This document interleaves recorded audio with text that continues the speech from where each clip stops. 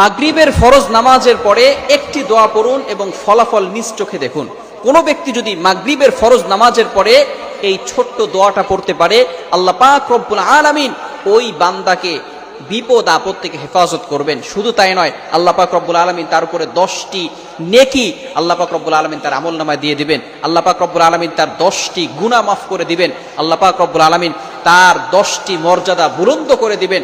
আল্লাহ পাক রব্বুল আলামিন তাকে প্রটেক্ট ফ্রম অল অ্যাক্সিডেন্ট, সকল বিপদ আপদ থেকে, বালা মুসিবত থেকে হেফাজত করবেন।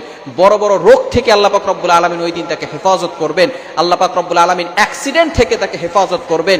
আপনাকে যদি ঘরের ভিতরে আগুন লেগে যায়, আগুন লাগা থেকে আল্লাহ পাক রব্বুল আলামিন আপনাকে হেফাজত করবেন, যদি খালি আপনি একটি আমল করতে পারেন। শুধু তাই নয়, আল্লাহ রাসূল সাল্লাল্লাহু আলাইহি ওয়াসাল্লাম বলে দিয়েছেন, সারা রাত ধরে ওই বান্দার জন্য ফেরেশতারা আল্লাহ তাআলার কাছে দোয়া করতে থাকবে।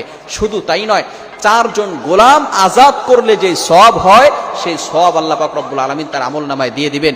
4 জন গোলাম, একটু চিন্তা করেন, কেন ইমাজিন দ্যাট, আপনি চিন্তা করতে পারছেন একজন গোলামের দাম বর্তমানে 1 লক্ষ নয়, কয়েক কোটি টাকা হবে। সুতরাং 4 জন গোলাম আজাদ করলে যে সওয়াব হয়, সেই সওয়াব আল্লাহ পাক রব্বুল আলামিন তার আমলনামায় দিয়ে দিবেন, যদি শুধু মাগরিবের ফরজ নামাজের পরে একটি দোয়া পাঠ করতে পারে। দলিলটি কোথায় রয়েছে? হাদিসটি কোথায় রয়েছে? মুসান্নেফে আব্দুর রাজ্জাক এই কিতাবের 3192 নম্বর হাদিসের ভিতরে রয়েছে। আল্লাহ রাসূল সাল্লাল্লাহু আলাইহি ওয়াসাল্লাম বলে দিয়েছেন, এটা আমরা অনেকেই জানি, একটি মাত্র দোয়া পড়লে আল্লাহ পাক রব্বুল আলামিন এতগুলো ফজিলত দান করবেন।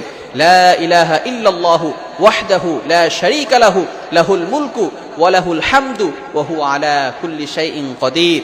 এটা আমরা অনেকেই পারি না, অনেকেই আমরা এই দোয়াটা পারি, লা ইলাহা ইল্লাল্লাহু ওয়াহদাহু লা শারীকা লাহু লাহুল মুলকু ওয়া লাহুল হামদু ওয়া হুয়া আলা কুল্লি শাইইন কাদির।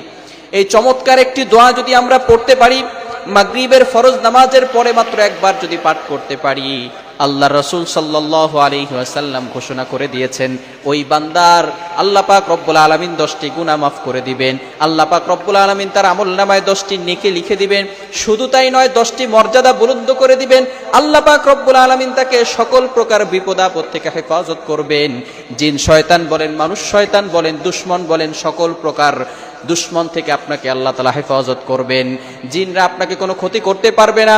অনেক সময় মানুষ বিপদে পড়ে যায়, জিনরা তাদেরকে অ্যাট্রাকশন দিয়ে থাকে, আক্রমণ করে থাকে, কঠিন বিপদের ভিতরে পড়ে যায়। যদি আপনি মাগরিবের ফরজ নামাজের পরে এই দোয়াটা পড়তে পারেন, আল্লাহ পাক রব্বুল আলামিন জিন জাতির ক্ষতিকর বস্তু থেকে আপনাকে হেফাজত করবেন।